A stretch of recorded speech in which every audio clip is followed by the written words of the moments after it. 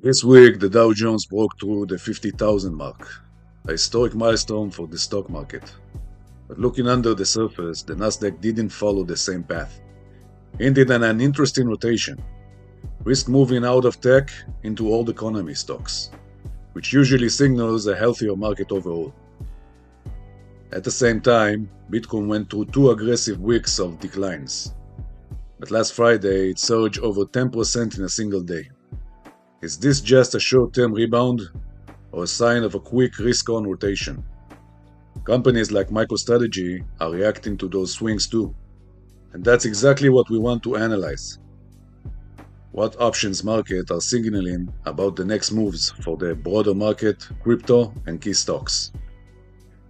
And what happened with my previous Micron analysis? This week we'll break down SPY as usual, and three more stocks to watch, so let's dive in.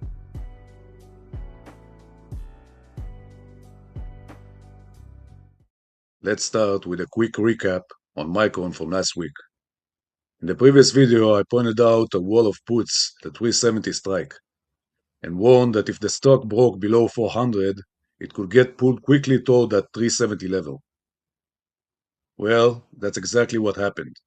The price dropped all the way to 365 before finding buyers. This is a perfect example of why understanding and analyzing options market data matters. Those aren't just numbers. They are signals that can show us where the stock really wants to go. And this brings us straight to SPY, because moves like Micron remind us of one thing: price follows positioning. So let's look at what the options market is signaling for the broader market this week. Looking at SPY for the upcoming week, the options market is sending a pretty clear message: balance. On the downside, we've got a very clear put wall sitting at 685 strike for this week's expiration. On the upside, call positioning is still heavy around 700. That creates a tight range, and for now, it keeps me neutral heading into the open. This kind of structure usually leads to a choppy environment, not a clean trend, not a breakdown, but back and forth price action as the market reacts to headlines and earnings. And speaking of earnings, we're heading into another busy week with names like Hood, Net, Uplovin, Coinbase, and Nebius. Stocks like those tend to pull attention, liquidity, and volatility, which can easily spill over into the broader market. That said, we did start to see a bounce in tech on Friday. If that follow-through continues, SPY could lean slightly positive, but as long as we're stuck between 685 and 700, this is still a market where patience and positioning matter more than prediction. Now let's talk about Bitcoin, and more specifically, IBIT and MicroStrategy. After almost 2 weeks of aggressive downside, Bitcoin flipped the script on Friday with a sharp move higher, up more than 10% in a single session. That kind of move immediately raises the question: is the sell-off over, or is this just a short-term squeeze? Looking at IBIT, the options market suggests we're likely dealing with a tactical bounce rather than a full trend reversal. We're seeing short-term call interest picking up, but longer-dated positioning is still cautious.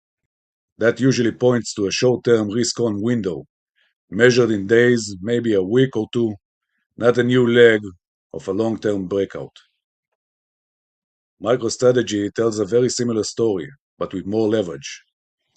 Because MSTR acts like a high beta proxy for Bitcoin, any sharp move in crypto gets amplified there. Option flow reflects that.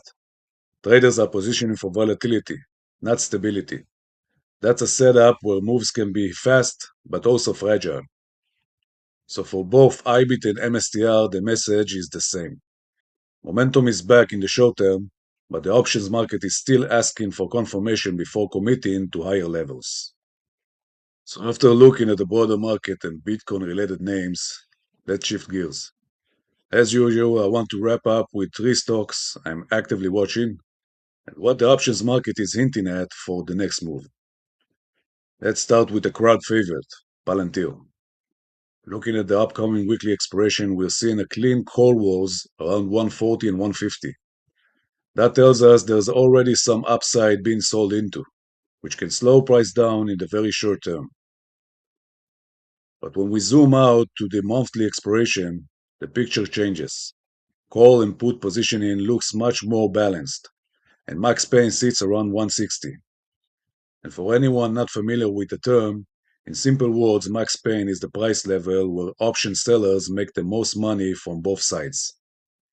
So if Palantir starts grinding higher and holds strength, a move into the 150-160 zone going into monthly expiration wouldn't be surprising. That's the area where option writers are most comfortable, and where price often gets pulled toward as expiration approaches. Next up is Netflix. The stock is already flashing oversold signal across several indicators.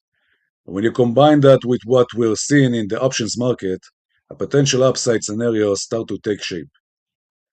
For the upcoming weekly expiration, we've got a clear call wars at 85 and 90. Looking further out to the monthly expiration, call positioning becomes even more aggressive with heavy interest at 90, 95, and 100.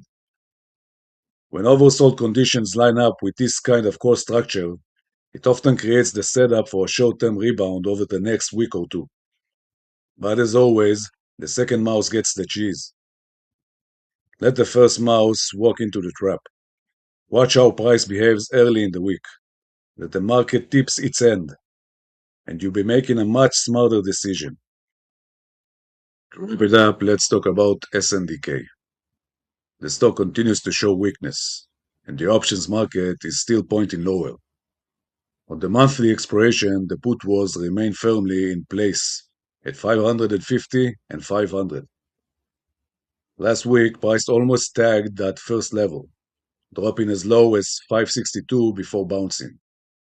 That keeps SNDK firmly on my radar, because if 550 breaks to the downside, the path to 500 can open up very quickly. This is another case where options positioning matters.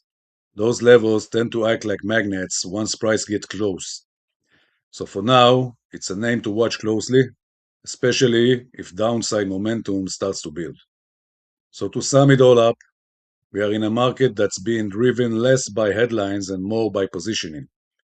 From the Dow at all-time highs, to Bitcoin's volatility, to stocks like PLTR, Netflix, and SNDK, the common thread is the same.